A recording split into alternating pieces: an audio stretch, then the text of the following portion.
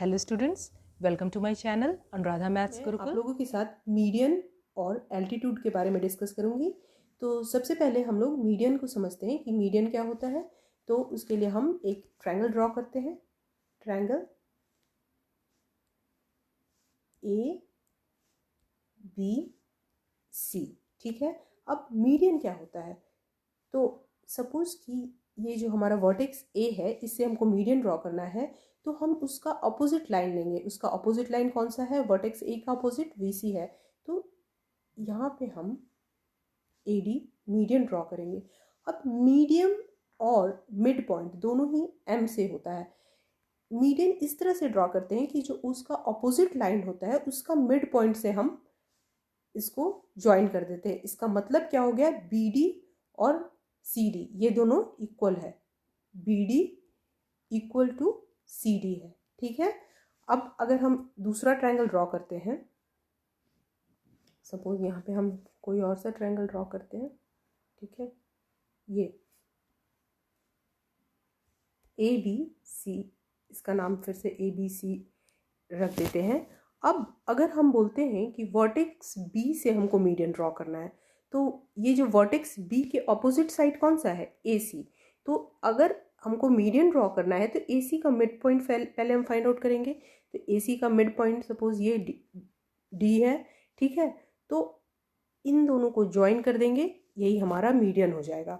यानी कि A D और सी डी यहाँ भी इक्वल होगा। ये दोनों जो लाइंस होंगे वो इक्वल हो जाएंगे। तो जब भी हम मीडियन ड्रॉ करते हैं किसी भी वर्टेक्स से, तो सब उसका ऑपोजिट लाइन पे ड्रॉ करते हैं और इस तरह से कि वो उसको दो इक्वल पार्ट्स में डिवाइड करता है, ठीक है। एल्टीट्यूड का मतलब क्या होता है? हाइट होता है, ठीक है। अगर हमारे पास कोई ट्रायंगल ए बी सी है तो इसका एल्टीट्यूड क्या होगा, यानी कि इसका हाइट क्या होगा?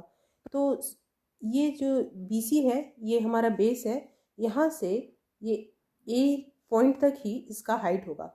तो इसके हाइट को मेज़र करने के लिए हम कुछ ऐसे एक लाइन खींचेंगे। ये जो यहाँ से यहाँ तक का जो डिस्टेंस है यही इसका हाइट दिखाएगा। तो ये जो है इसका हाइट हो जाएगा। अब आप बोलोगे कि ये तो मीडियन की तरह ही दिख रहा है। तो नहीं, मीडियन नहीं है ये। मीडियन और इसमें एल्टीट्यूड में डिफरेंस क्या है कि ये जो है मिड पॉइंट पे आके इसको टच करेगा, ज़रूरी नहीं है। इसमें ज़रूरी क्या है कि ये जो है एंगल जो है 90 डिग्री होगा, यानी ये बीसी के परपेंडिकुलर होगा ये लाइन। अगर हमको हाइट पता करना है तो सीधी लाइन खींचनी होगी, यानी कि जो जो जो भी हमारा बेस है उससे सीधी, यानी कि उसके परपेंडिकुलर होगा। अब अगर हम दूसरा केस लेते हैं, अब सीधी लाइन खींचनी है, इसका क्या मतलब है ये हम अच्छे से समझ लेते हैं ताकि कोई कंफ्यूजन ना रह जाए।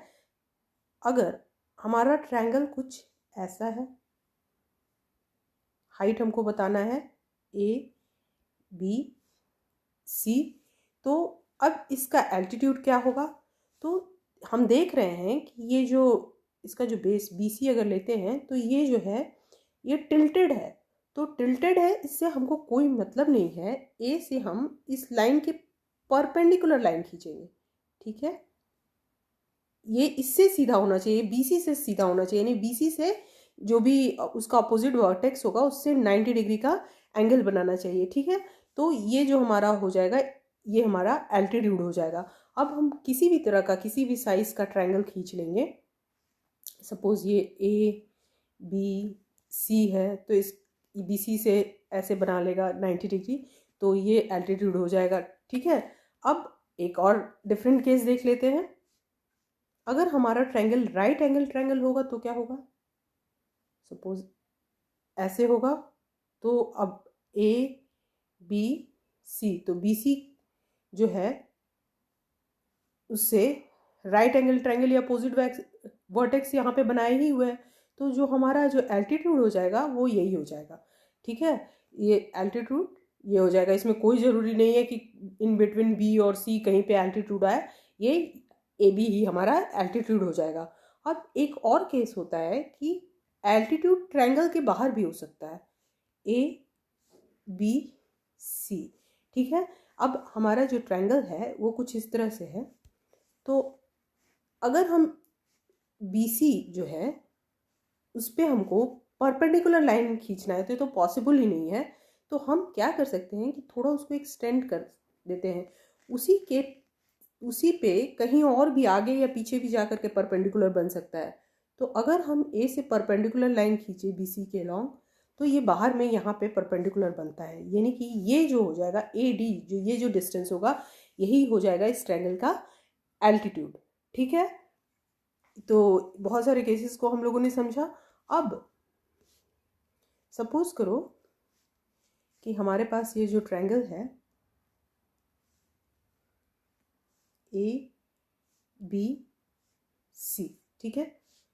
अब हमको क्या करना है कि एल्टीट्यूड पता करना है इस ट्रायंगल का AB को बेस मान के।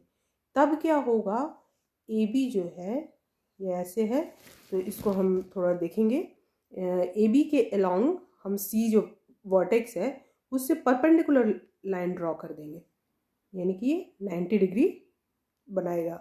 तो ये जो हो जाएगा CD, ये हमारा एल्टीट्यूड हो जाएगा। ठीक है, तो आई थिंक अब आप लोगों ने एल्टीट्यूड भी समझ लिया, मीडियन भी समझ लिया, और उन दोनों के बीच में डिफरेंस क्या है वो भी समझ लिया। ठीक है, यहाँ पे हमारे पास दो ट्रायंगल है, इसमें एक में हम मीडियन ड्रॉ करेंगे और एक में हम एल्टीट्यूड ड्रॉ करेंगे। तो अगर हमको A से मीडियन ड्रॉ करना है तो उसका अपोजिट लाइन BC है, तो इस तरह से हम यहाँ पे कुछ B और C का मिड पॉइंट क्या है, कुछ ये होगा, तो इन दोनों को ज्वाइन कर देंगे तो यही हो जाएगा मीडियन। इस तरह से यहाँ पे ये दोनों BC जो है वो इक्वल हो जाएगा CD या DC जो भी कह सकते हैं, ये जो लेंथ है ना ये दोनों इक्वल हो जाएगा।